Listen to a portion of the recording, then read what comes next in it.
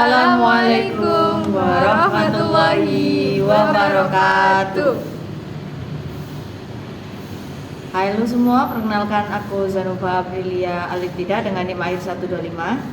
Dan saya Adina Dara Eka Putri Agata dan NIM terakhir 217. Saya Wanda Rizky Audia dengan NIM akhir 219.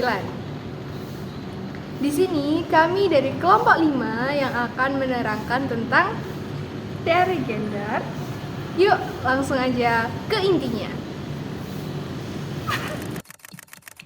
Isu gender telah menjadi perhatian utama dalam masyarakat kita. Kesenjangan gaji dan stereotip gender dapat membatasi kesempatan individu dan mempengaruhi kehidupan sehari-hari.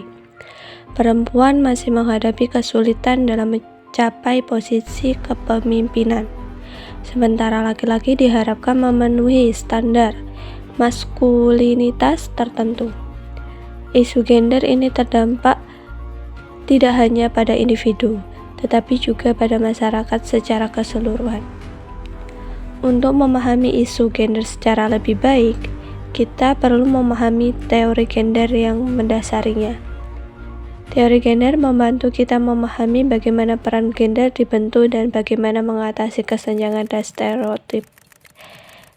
Dengan memahami teori gender, kita dapat menciptakan strategi untuk mengatasi isu gender dan menciptakan masyarakat yang adil dan setara.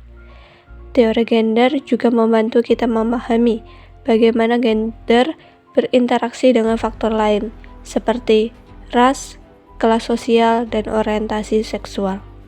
Dengan demikian, kita dapat memahami bagaimana isu gender berbeda-beda tergantung pada konteks dan pengalaman individu. Dengan memahami teori gender, kita dapat menciptakan solusi yang efektif untuk mengatasi isu gender dan menciptakan masyarakat yang lebih adil dan setara. Pertama, kita akan membahas teori nature. Teori ini mengatakan bahwa perbedaan gender ditentukan oleh faktor biologis. Artinya, kita dilahirkan dengan karakteristik tertentu yang membuat kita laki-laki atau kita perempuan. Contohnya adalah perbedaan hormon dan struktur otak antara laki-laki dan perempuan.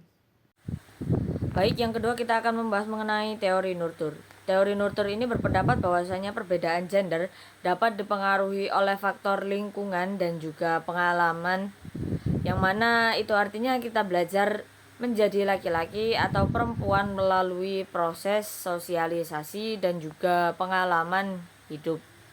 Sebagai contoh, bagaimana kita diajarkan untuk menjadi perempuan atau laki-laki. Nah, menjadi perempuan itu mungkin kita harus berperilaku anggun, tidak berbicara kotor dan lain sebagainya.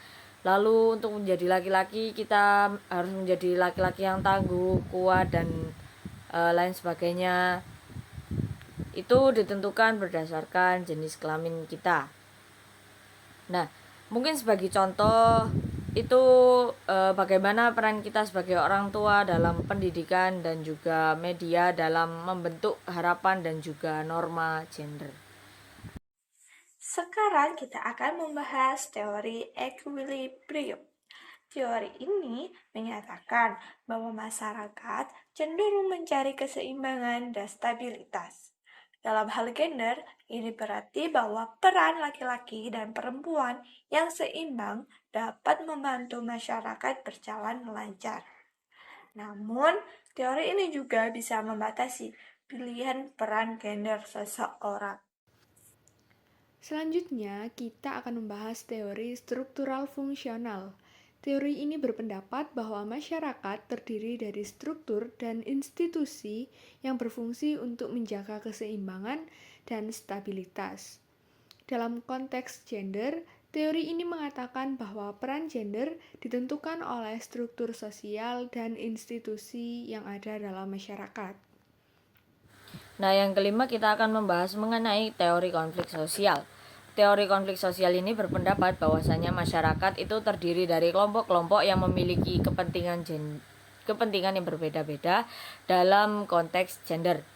Teori ini mengatakan bahwa perbedaan gender dapat menyebabkan konflik dan ketidaksetaraan dengan contoh bagaimana perempuan dan juga laki-laki memiliki akses yang berbeda-beda ke dalam sumber daya dan juga kesempatan yang ada. Mungkin sebagai contoh di dunia nyata itu terdapat diskusi di kelas yang membahas mengenai isu-isu gender dan juga bagaimana hal tersebut dapat mempengaruhi pandangan siswa. Jadi mungkin dari pendapat dari siswa laki-laki yang mencoba untuk mungkin bukan menyerang tetapi masih menyinggung mengenai peran perempuan, dan sebaliknya bagaimana diskusi dari perempuan yang bisa jadi atau kurang lebih dapat menyinggung peran laki-laki. Jadi teman-teman, kita telah membahas beberapa teori gender. Setiap teori memiliki kelebihan dan kekurangan dan dapat membantu kita memahami kompleksitas isu gender dalam masyarakat. Terima kasih sudah menonton video kita yaitu teori gender. Jangan lupa belajar dan mengembangkan pengetahuan tentang teori gender. Sampai jumpa di video berikutnya. Wassalamualaikum warahmatullahi wabarakatuh.